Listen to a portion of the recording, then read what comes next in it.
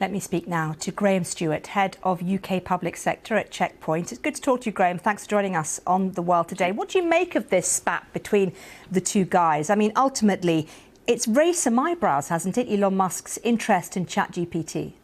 It has, and those of us who sort of work in the cybersecurity community are actually sort of secretly grateful that this has happened, because it covers off three of the big issues that we've been worried about for years. So the first big one here, and you alluded to it in your last report, is this idea of editorial bias around ChatGPT. And so, you know, in the UK here we have the Guardian newspaper and the Telegraph, both of which have kind of political leanings.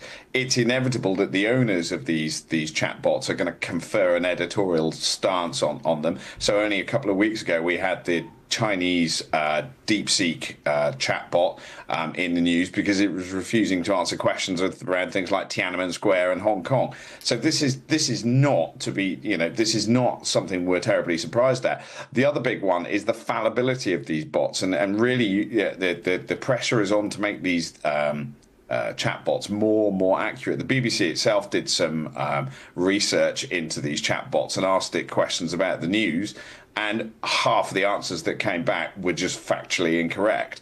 And the other bit is around this kind of cybersecurity of this. You're putting information into these chatbots, and it's not me. I'm not talking about me asking for a gluten-free muffin or a recipe or a Valentine's Day idea.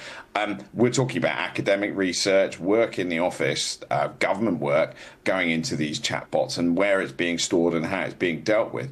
And what Musk has done here is actually brought this issue to the fore, and you know, secretly, I'm kind of pleased he's done it, although it's clearly kicked off a bit of a row. I mean, I'd love a gluten-free muffin and a Valentine's idea, Graham, if you've got any going for me. Do you think AI platforms need more regulation?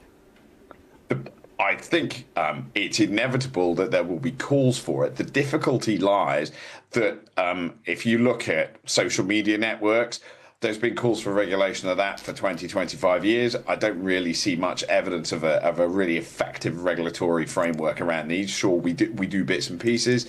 The use of, the blocking of adult material online from minors.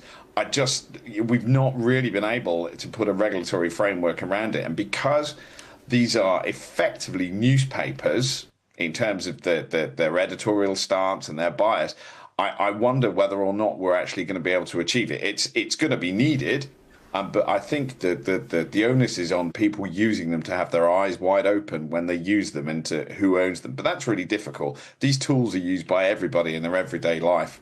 And I would say, if AI is the new printing press, okay, you've got to ask who's holding the pen. Absolutely. Graham Stewart, that's a good analogy. Thank you very much indeed for joining us. The former president of the Spanish Football Federation, Luis Rubiales, has told a court in Madrid he was absolutely sure that footballer Jenni Hermoso consented to him kissing her.